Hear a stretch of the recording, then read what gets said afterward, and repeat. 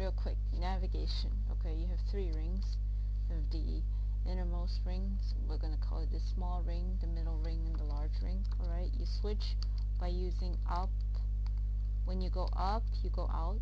When you go down, when you press down on your keyboard, you go in. So in, out, and then you move the ring, you move the items on the ring by using left and right. When you go left,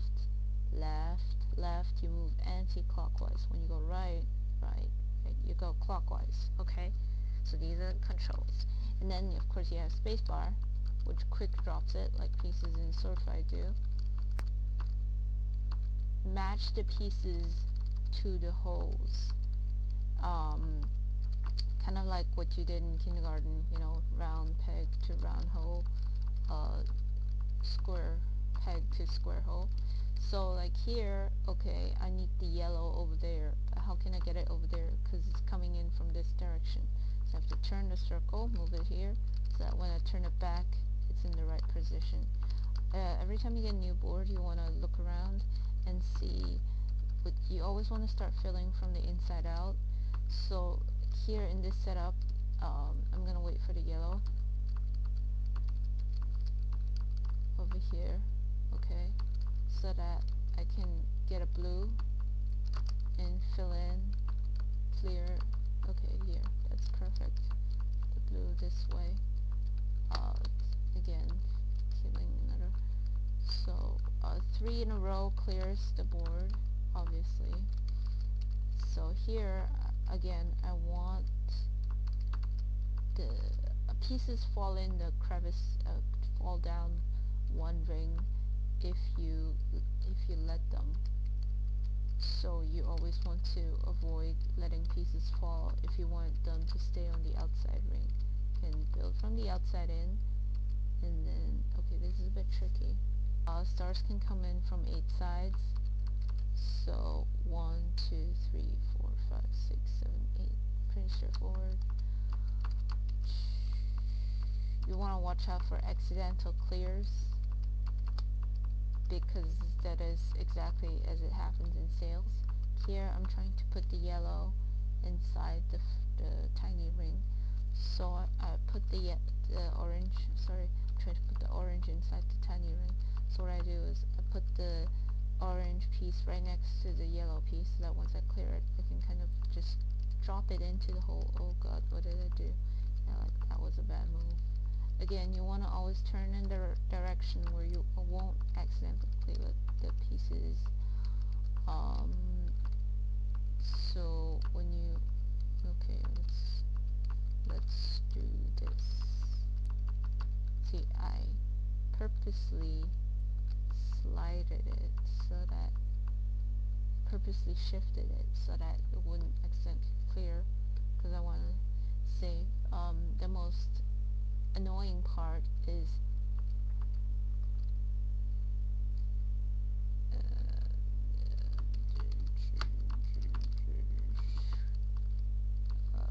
this is what I call the oh shit. Yeah, I failed ninja moving, snail moving. Basically, you just move the middle and top circles in alignment with simultaneously with each other, so that you don't. This is a tricky one. Oh god.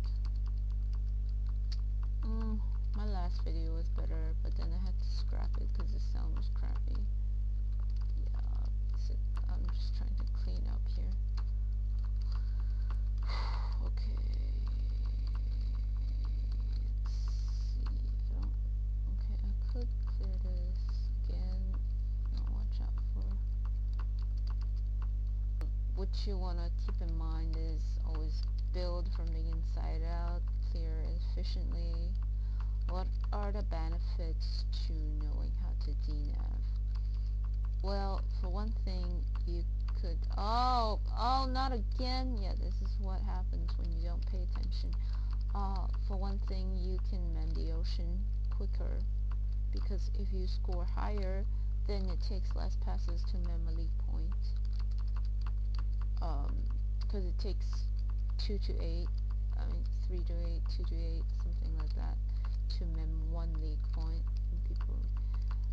So if let's say you score a lot of excellence, then you can easily um, mem it a lot faster than if you were to just kind of like mosey on about it.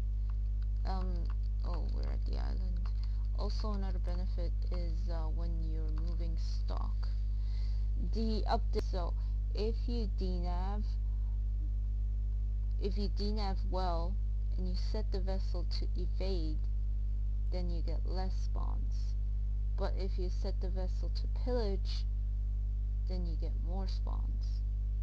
To get it, like, so it actually works that when you want more spawns, you should get more spawns. When you want less spawns, you should get less spawns.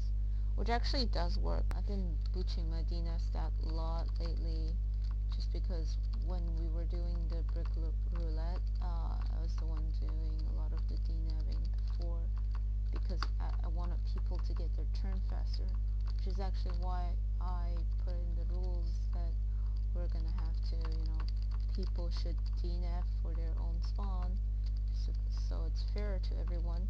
Yes, it is true that you kind of get a more difficult spawn if you DNF for the spawn, but really not as much. And because the the spawn that you get is kind of like, okay, so this person, let's say Pirate A is DNAVing for, let's say I'm DNAVing for the spawn, and then Alpha DNAVs for the next spawn. If I'm DNAVing for this spawn, it will, the spawn that comes to us is adjusted to my difficulty level, because my BNAV is legendary, right? So it will adjust to that, and it will be more my difficulty. And Alpha's BNAV is, was it, I don't know what it is now, maybe distinguished or something, right?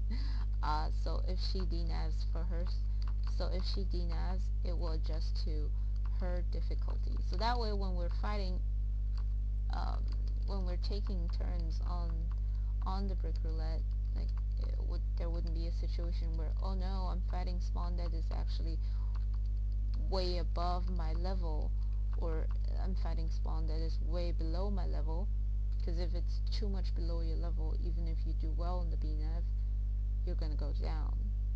And if it's too much above your level, well, you could potentially just, like, I don't know, go up more, but then you might not have as much fun as you would have with a spawn that is more suited to your level. Okay? Yeah, that's the basics of DNAV. You don't have to do very, very well when you're DNAVing for spawn. All you need to know is that you don't booch. To get a booch, here I'm gonna booch it for you, and then you can see. So, to get a booch would be to do this. It will make the ship turn around. There's a bit of lag involved with that. Oh, when you're navving with the Navy, it actually doesn't turn around. That is interesting. Also, it resets your stars, you may have noticed. So as long as you don't booch when you're DNAVing, I don't care if you fill in the targets a little bit slower. I don't, your boards probably aren't this complicated anyway to begin with, because when you start out, it's more like,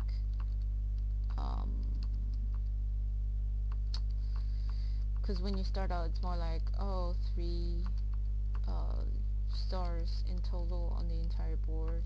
It's not very difficult, honestly, so I'm gonna just don't booch and go be happy.